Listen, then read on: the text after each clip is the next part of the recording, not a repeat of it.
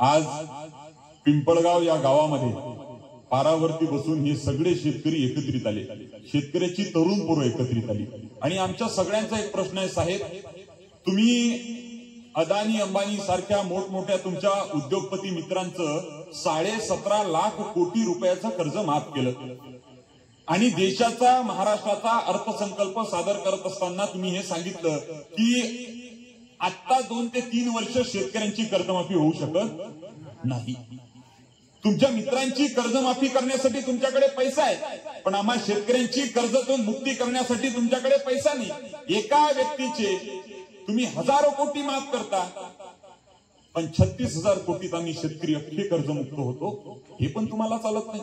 आणि म्हणून पिंपळगावातील सगळे शेतकरी, शेतकऱ्याची तरुण पोरं, आता तुम्ही दिलेल्या घोषणा, तुम्ही दिलेलं आश्वासन, तुमच्या जाहीरनाम्यात पहिली बातमी होती की लाडक्या बहिणींना 2100 रुपये आणि दुसरं गणित होतं की शेतकऱ्यांची कर्जातून मुक्ती, म्हणजे 7/12 होईल कोरा कोरा कोरा, पण तुम्ही 7/12 कोरा केला नाही।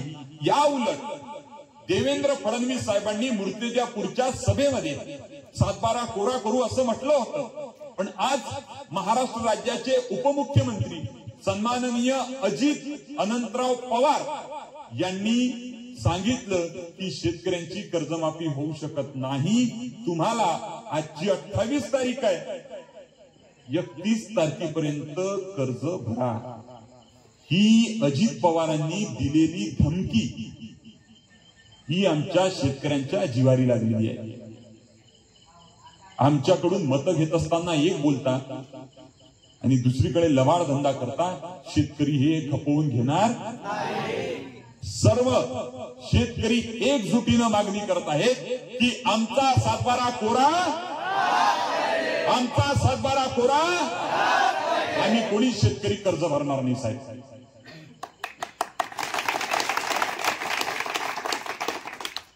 आणि शेतकऱ्याची एकता काय असते, आम्ही रुग्ण हातात घेतल्यावर तुमच्या ध्यानात येईल। आणि म्हणून आज पिंपळगावातील सर्व शेतकरी एकत्रित येऊन आम्ही घोषणा देतो आणि सरकारचा जाहीर निषेध करतो की तुम्ही आम्हाला फसवलं। शेतकऱ्यांचा 7/12 कोरा, शेतकऱ्यांचा 7/12 कोरा, शेतमाल हमीभाव कायदा, शेतमाल हमीभाव कायदा, शेतकऱ्यांची संपूर्ण कर्जमुक्ती, संपूर्ण कर्जमुक्ती। बोले तैसा चाले त्याची वंदावी पाऊले, आम्ही याच्या पलीकडे लावलं, आम्ही कीर्तनकार थोडेसे बाहेर राहतो। बोले तैसा चाले त्याची वंदावी पाऊले, याच्या पुढचं गणित असं आहे, बोले तैसा चाले त्यासी थोर म्हणावे, बोले परी न चाले त्यासी चोर म्हणावे। तुम्ही चोराच्या भूमिकेत आले, आमची मतं चोरली। आज हा जो लबाड धंदा केलेला आहे, मग माझ्या बीजेपीची लोक असो, काँग्रेसची असो, शिवसेनेची असो, राष्ट्रवादीची असो, AMIची असो, हे सगळी लोक आपल्या भाऊसाठी मतं मागून राहिली होती, पण त्यांचं मत ऐकून घेण्यासाठी तुमच्याकडे वेळ नाही। तुम्ही स्वार्थी निघाले, चोर निघाले, आणि म्हणून आम्ही महाराष्ट्र सरकारचा जाहीर निषेध करतो, निषेध करतो आणि तीव्र शब्दामध्ये निषेध करतो। शेतकऱ्यांचा 7/12 कोरा, शेतकऱ्यांचा 7/12 कोरा। जय जवान, जय जवान। मी म्हणेल किसान एकता जिंदाबाद, तुम्ही म्हणा जिंदाबाद, जिंदाबाद। किसान एकता जिंदाबाद, जिंदाबाद, जिंदाबाद। किसान एकता जिंदाबाद, जिंदाबाद, जिंदाबाद। किसान एकता जिंदाबाद, जिंदाबाद, जिंदाबाद। आणि ज्या राजानं, दादांनी सांगितलं की ज्या राजानं सांगितलं की 18 पगड जातीतल्या लोकांना एकत्रित करा आणि त्यांना एकत्रित करून आपल्या गोर गरीब कष्टकरी शेतकरी समाजाची गवताची काडी सुद्धा गहाण ठेवता कामा नये, गहाण राहता कामा नये। माझ्या राजाच्या राज्यामध्ये 22 वर्षाचा दुष्काळ आहे, पण एकाही शेतकऱ्याची आत्महत्या नव्हे तर ती मा राजानं होऊ दिली नाही. कारंजाचं वेळ प्रसंगी कारंजाचं मंदिर लुटलं, हिंदूंची मंदिर लुटली, मोजरीला मुक्काम केला, बाळापूरच्या मस्जिदीला, नक्षबंदी मस्जिदीला बिदागी दिवाबत्तीसाठी पैसे दिले आणि पुढे महाराष्ट्रातल्या शेतकऱ्यांना जगवण्यासाठी तो पैसा कोणी आणला हा माझा राजा यांना सांगितला पाहिजे. आणि म्हणून आपण त्या राजाचे वंशज आहोत. त्या छत्रपती शिवाजी महाराजांचं नाव आम्ही घेतो.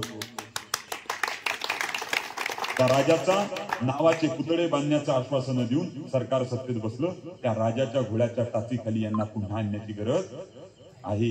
आणि म्हणून 350 रुपये रोजी केली. 350 वर्षाच्या अगोदरचा औरंगजेब खोदून काढला. आमचे पोरं कबरीत घालण्याचं, आमचा बाप कबरीत घालण्याचं षडयंत्र, कारस्थान, सोयाबीन, कापूस, तूर, हरभरा याच्यावर कोणीच बोलून नाही राहिलं, कबरीवर बोलून राहिले. झी न्यूज मीडिया, आज तक हे कोणतेच मीडिया चॅनल आपल्या बापाला दाखवणार नाही, हमी भाव दाखवणार नाही, कर्जमाफी दाखवणार नाही. आणि म्हणून आपल्या बापाचा मीडिया आपण व्हा. व्हॉट्सअप, फेसबुक, इंस्टाग्राम, ट्विटर हे काही तुमच्याकडे असेल त्याच्यावरती टाकत राहा. रोज सकाळी स्टेटस टाकायचं असेल तर टाका, विरोध नाही, पण त्याच्या अगोदर आपल्या बापाचं स्टेटस टाकसाल का रोज?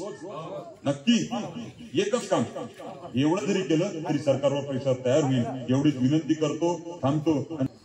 बाळापूरच्या आंदोलनाला येसान नक्की, पण अट आहे, गाडी येणार नाही, डिझेलचा खर्च मिळणार नाही, धाब्यावर जेवायची व्यवस्था नाही, मंदात लिक्विड नाही, जमलं तर पिण्याचं पाणी पाजू आणि पाजणारी ही सेवाधारी मंडळी येणार ना?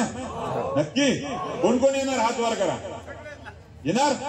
चला, धन्यवाद. यानंतर आम्हाला पुढच्या गावात आमचीमध्ये बैठक घ्यायची आहे, त्यामुळे आपल्या सगळ्यांची रजा घेतो. बोलताना काही मागे पुढे असेल तर आपल्या सगळ्यांचे पाया पडून माफी मागतो. आणि सगळ्या तरुणांनी, सगळ्या शेतकऱ्यांनी एकत्रित राहा, संघटित राहा. तुमचा ना माझ्या भांडण असेल पण मुद्द्यांसोबत भांडण नाही. भाव दोघाले सारखाच भेटला पाहिजे, भांडणात ताकद येते.